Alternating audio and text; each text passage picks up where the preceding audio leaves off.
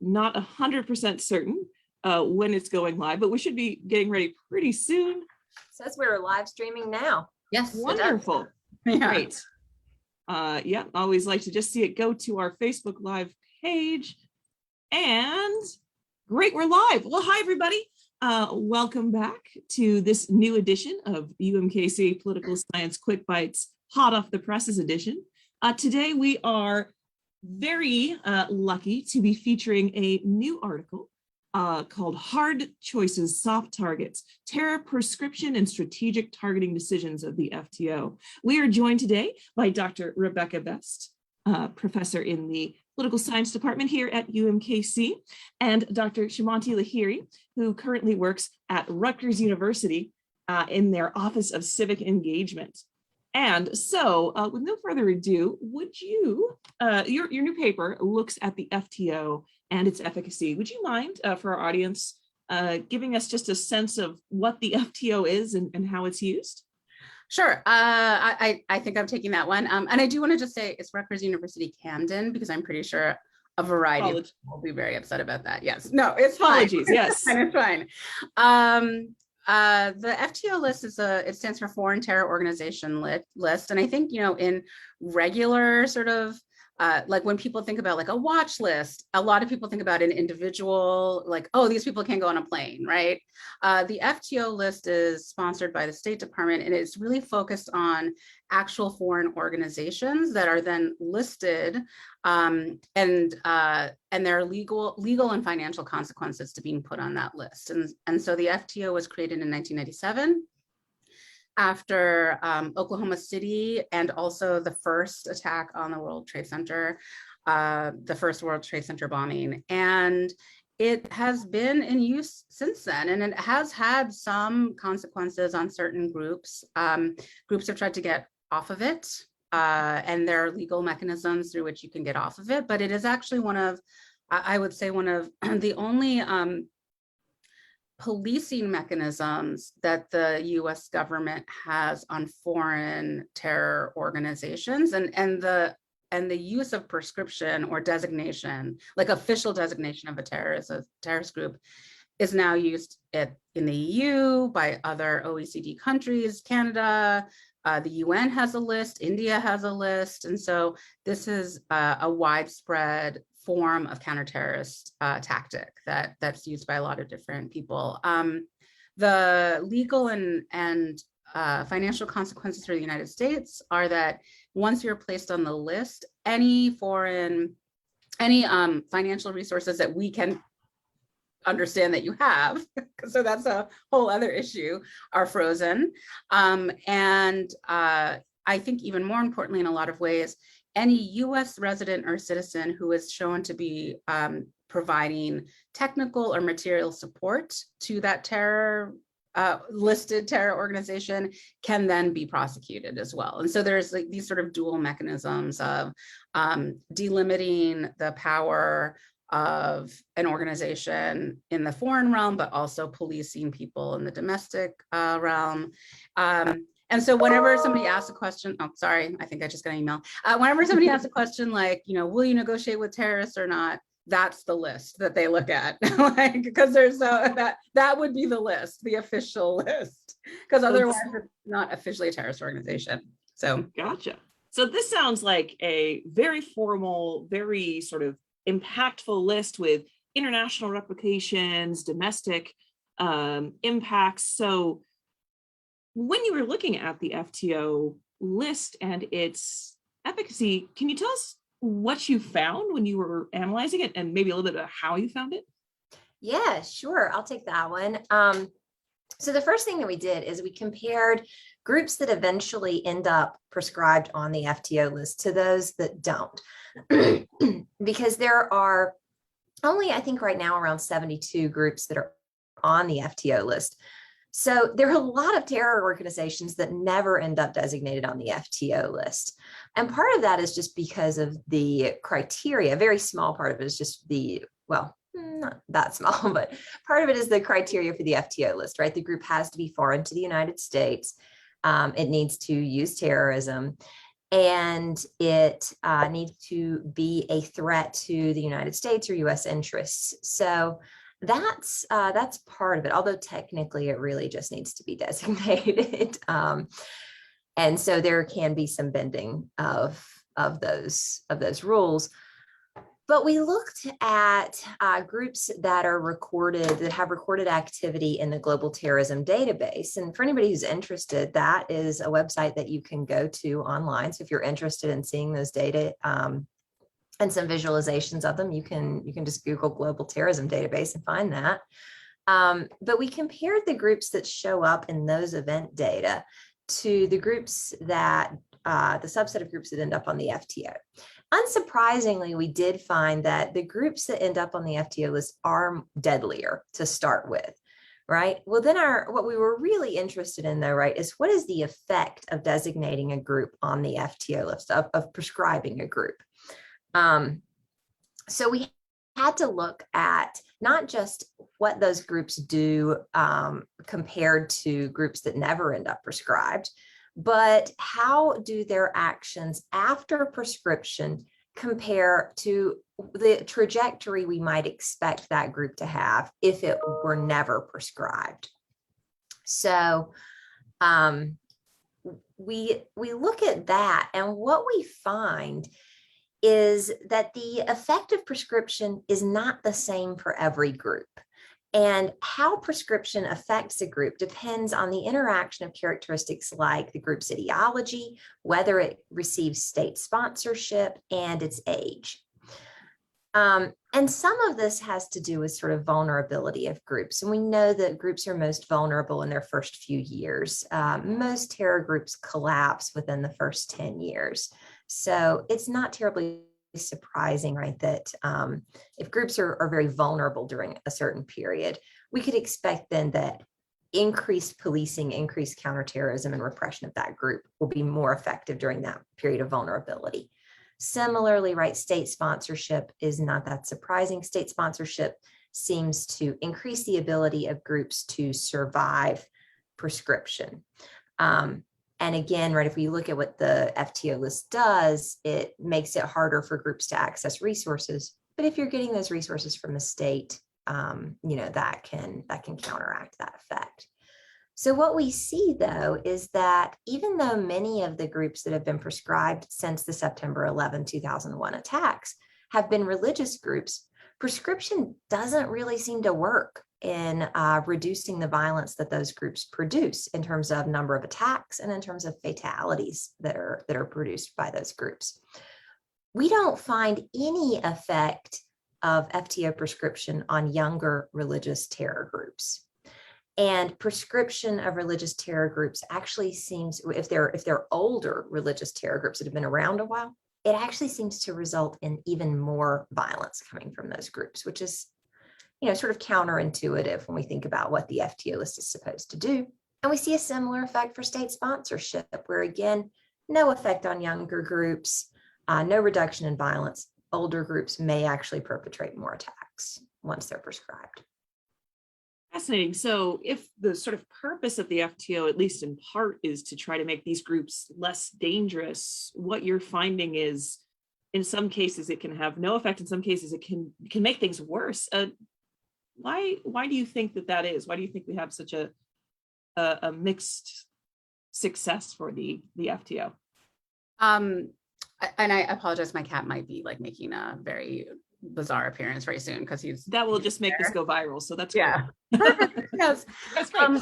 One of the things I always say about the FTO is that it's a really blunt instrument or a blunt tool, when what we really need is like a multi-tool that you can only buy like at Hammacher or Schlemmacher or something like that. Like we need much more sophisticated, pinpointed kind of tools to counter the really complicated foreign terrorism that's going on around the world, right? Especially terrorism that's affecting the United States, because these are groups that are located in a different context that are somehow, for whatever reason now, threatening the United States or US interests in some way. And so the idea of prescription, the idea of labeling is sort of an end run around that, what is the definition of terrorism, right? And so this is a way to, by by default do that. But the problem is that terrorism and terrorists are very different. They reside in different contexts. They work in different ways. They have different targets. They have different, goals there. And so, using one thing that is supposed to act in the same way with every single group will have very, very different impacts and consequences. And so, there are reasons, the places where, or the groups with which the FTO in particular has worked, I would say worked. In the article, we showcase the Liberation and Tigers of Tamil Eelam, which is a group that I studied in Sri Lanka. That is was an ethno-nationalist organization working, it was a very different from a religious terrorist organization, even though they used a lot of suicide bombing. And they knew that this would have a reputational effect. And so that's why they actually chose to try to get off the list through the process that you could do that, right? So they could see that there was a large diaspora community living in the West, and that this could affect, foreign remittance and all of those kinds of things. A lot of other groups really don't care about foreign, that is not where they're getting their money from, right? And so again, using the same tool for these really disparate kind of groups will I think logically result in really varying results as well. And most people actually, it's the process of getting on the list that people look at. I think reputational and other kinds of consequences of being on the list, but people really haven't looked very closely, I guess, except for Rebecca and I, at what exactly does being put on the list do for the behavior of the terrorist organization. And so that's why this article, I think is, it took a long time, but it's really good that it came out, because, a lot, like, why are they using it this way? I don't know. I hope somebody reads the article and maybe comes and asks us about it. So. Well, that actually leads me to my next question. So it sounds like right now the FTO is a bit of a mallet, and sometimes a screwdriver is called for, and sometimes a scalpel, and maybe even sometimes no tool is required. So what do you think sort of the broader implications of this paper are, especially for things like American foreign policy? Should the US even be continuing to use the FTO? Yeah, I mean, I think we do find that the FTO list can be effective, but there are a lot of reasons to sort of take pause before adding a group to a list. Both sort of our general findings, but also, as Simanti was just talking about, some of the concerns in terms of thinking about how the structures of the FTO list and the implications of it are actually going to affect the group. And so given what you know about where the group gets its resources, what its vulnerabilities and its interests are, one of the cases that we talk about a little bit as well is that of Boko Haram. Mm-hmm. And when Boko Haram was added, what's kind of interesting is that Boko Haram was targeting the government of Nigeria, and the Nigerian government actually spoke out, sort of representatives of it, including the ambassador to the United States, spoke out publicly and said, hey, we don't think that you should add this group to the FTO list. We don't think that's going to be effective at reducing their violence. And in fact, it may actually increase their support and increase opposition to the United States and Nigeria. And the reason for that is that sometimes adding a group to an FTO list can make it harder for aid agencies to operate and to provide resources where they're needed. Other effects of FTO designation can include making it harder to negotiate peace settlements. FTO designation of a group, particularly like a religious group or an ethno-nationalist group, where there's sort of a broader population beyond just the group itself that the group purports to represent, whether it actually does or not being set aside, right? In those cases, there can be human rights implications where a state may use FTO designation of a group, let's say, of an sort of ethno-nationalist terror group. The state may use that as justification to engage in broad-scale human rights abuses of the broader population.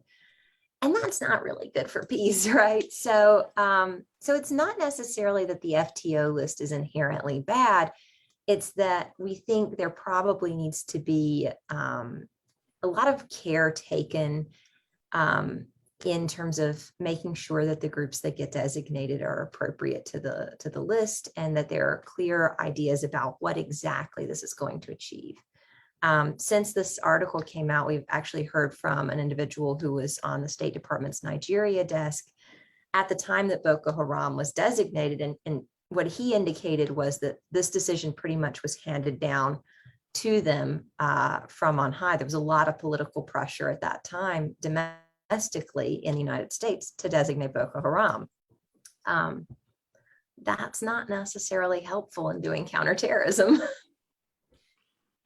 Interesting. So, I mean, it really does feel like the FTO has this sort of complex role in American foreign policy of both being a instrument to try to reduce violence, to identify potential threats, but also potentially a political tool as well. And seems like your research is really highlighting just why we have to be very careful in using these international instruments for sort of domestic purposes. Yeah, I mean, I would 100% agree with that evaluation. And also I think, there is a system for which, through which you're supposed to be listed officially. The extent to which that is used or used impartially is, I think, everything that goes in the meat grinder of politics is what is impartial in that situation. But I think especially in a case like this, where there are going to be financial, legal consequences, consequences of the peace processes, media consequences, reputational consequences, you really want to be able to have like a principled understanding for why a group should be on, and also why a group might be taken off, because groups have been taken off before for a variety of different reasons. And so I think, yeah, it is here to, I mean, prescription is here to stay. I don't think any country is going to be getting rid of their prescription lists, and especially since more and more are getting them as time goes on. But again, how it's utilized will have a huge impact on what the impacts of it are. And so I think that becomes a really important aspect of it. Yeah, I this is absolutely fascinating work. I think drastically important, and I think our audience might want to have an opportunity to learn some more about this subject. Beyond your excellent article, would either of you be willing to give us a sense of where folks might learn some more about your work or this work or areas similar? Sure. So there has been a little bit of other work done on prescription and designation. So Brian Phillips, for example, also in the same journal that our article is in, International Interactions, also published an assessment of FTO efficacy. The journal Terrorism and Political Violence has a special issue on it, and a sort of cross-national approach looking at other lists besides just that of the United States. For other work of ours, I'll let Simanti take that first. Sure. I also do want to mention there's a lot of legal work, international legal scholars who've worked on this, because there is this legal aspect of it. My work is primarily on the use of extreme tactics in social movements and terrorism. So I wrote a book on the use of suicide as a form of protest. I have an article about that as well. That's why I have that whole Sri Lanka, the Sri Lanka side of it all. And I'm really interested in furthering this work, looking a little bit more on the side of the domestic impacts, the policing side, as well as sort of the reputational impacts, but I haven't talked to Rebecca about that yet. So we'll I mean, I texted her about it this morning.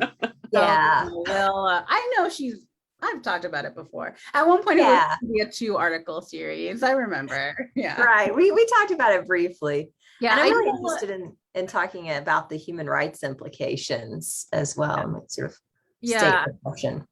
There was a point where I was looking at like Justice Department press releases about how many people were prosecuted under this in the United States. Remember that? So I yeah, remember that. Yeah. I want to go back to that at some point. Because again, I think actually the greater impact, at least with the FTO in America, is on Americans who are prosecuted. But and also there's this whole other side right now, which is, why don't we have a domestic list, right? Like, you know, President Trump tried to designate Antifa as a terrorist organization, right? But we could also talk about, you know, the Oath Keepers and the Proud Boys. Canada has listed the Proud Boys as a terror organization because they're a foreign terror organization for Canada, and also the base. And so there are American organizations that are on other lists, but we have no legal mechanism to designate any domestic organization as a terrorist organization. And so that's something that's sort of interesting to me to maybe explore in the future. I think it's also interesting to think about which, you mentioned the Proud Boys, like which cross-national or transnational organizations get listed and which don't, because the Proud Boys they are active in Canada, they're active in Australia. I want to say they're active in the UK as well. Yeah. So which ones sort of get designated or considered foreign? I think that's kind of interesting as well. We will drop a link to Professor Lahiri's book, though, in the comments on this, and I'll link to my website where anybody can find some more of my work as well.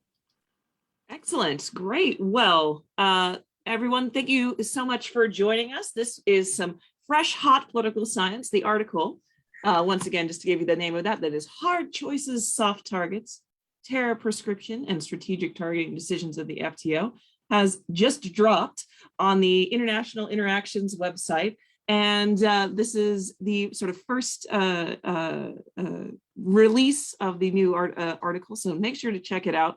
Check out the exciting work by Dr. Best and Dr. Lahiri. And if you have any questions, drop them in the comments. We'll see if we get those answered for you. And thanks everyone again. And thank you so much to my two guests for joining us and talking about your really exciting work. Thanks for having us and hosting.